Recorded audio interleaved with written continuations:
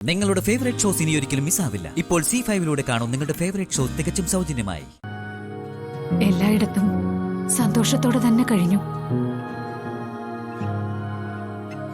മോളുടെ നിറത്തിലും കുടുംബത്തിലും ഒക്കെ ഞാൻ കുറ്റം കണ്ടെത്തി. മോളി അമ്മയോട് ക്ഷമിക്കണം. അയ്യോ അമ്മ, അമ്മ പറഞ്ഞു പറഞ്ഞ് എന്നെ കരയിക്കല്ലേ.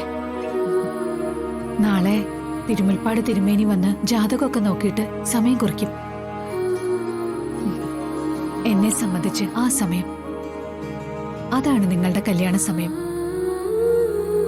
മോളും അഖിയും തമ്മിൽ ഇതുവരെ കല്യാണം കഴിഞ്ഞിട്ടില്ലെന്നും ഇനി നടക്കാൻ പോകുന്നതാണ് നിങ്ങളുടെ കല്യാണമെന്നും ഞാൻ മനസ്സിൽ ഉറപ്പിച്ചിരിക്കുക. അന്നാ അഖി മോളുടെ കഴുത്തില് താലി കെട്ടുന്നേ. അന്നാ കയ്യില് പാലുമായിട്ട് മോൾ അഖിയുടെ ജീവിതത്തിലേക്ക് കടന്നെല്ലാം പോകുന്നത്. എനിക്കും അങ്ങനെ തന്നെ അമ്മ. അമ്മയുടെ അനുഗ്രഹത്തോടെ നടക്കാൻ പോകുന്ന ഈ താലികെട്ടായിരിക്കും എന്റെ യഥാർത്ഥ വിവാഹം. അമ്മ പറഞ്ഞതുപോലെ അന്ന് മുതലാ എന്റെ വിവാഹ ജീവിതം തുടങ്ങാൻ പോകുന്നത്. ആ ദിവസത്തിന് വേണ്ടിയാ ഞാനും ഇപ്പൊ കാത്തിരിക്കുന്നത്. എന്റെ 3 മരുമക്കളെ, അല്ല മക്കളെ, ഞാൻ 2 തട്ടിലായിട്ടാ ഇതുവരെ കണ്ടുകൊണ്ടിരുന്നേ. ഐശ്വര്യ അമൃത ഒരു തട്ടിലും മോളെ മറ്റൊരു തട്ടിലും. അവരുടെ കാര്യങ്ങൾക്കും അവരുടെ അഭിപ്രായങ്ങൾക്കും ഒക്കെയാ ഞാൻ എപ്പോഴും മുൻഗണന കൊടുത്തോണ്ടിരുന്നേ. അമ്മ, അമ്മ ദയവ് ചെയ്താതൊന്നും ഇപ്പൊ പറയണ്ട. ഈ ദിവസം ഞാനതൊക്കെ മറന്നു കഴിഞ്ഞു. അമ്മ പറഞ്ഞ പോലെ ഇനി നടക്കാൻ പോകുന്നതല്ലേ കല്യാണം. ഞാൻ ആ ദിവസത്തെ പ്രതീക്ഷിച്ചിരിക്കുക. ഹലോ, എന്താണ് ഒരു രഹസ്യം പറച്ചില്? അമ്മയ്ക്കും മകൾക്കും പലതും പറയാൻ കാണും. അതിനിടയ്ക്ക് നിന്നെ ആരെ ഇപ്പൊ ഇങ്ങോട്ട് വിളിച്ചത്?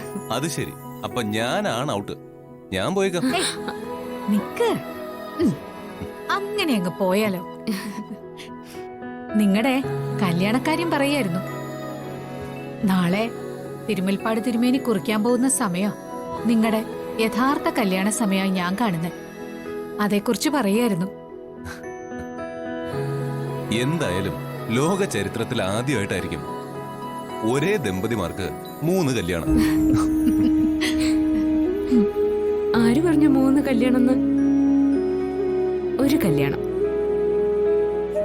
ഈ കല്യാണം മാത്രമേ കല്യാണമായിട്ട് ഞാനും അമ്മയും അംഗീകരിക്കൂ. അല്ലേ അമ്മ? പിന്നല്ലാതെ. കല്യാണത്തിനുള്ള വസ്ത്രവും ആഭരണങ്ങളും ഒക്കെ ഞാനാ കേട്ടോ സ്പോൺസർ ചെയ്യുന്നേ. Thank you.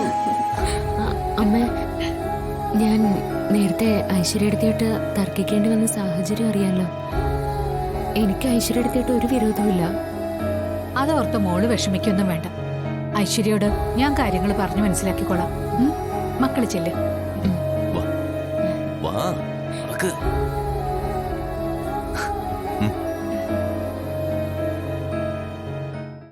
ഡൗൺലോഡ് ചെയ്യൂ C5 ആപ്പ്. കാണൂ എല്ലാ എപ്പിസോഡുകളും സൗജന്യമായി.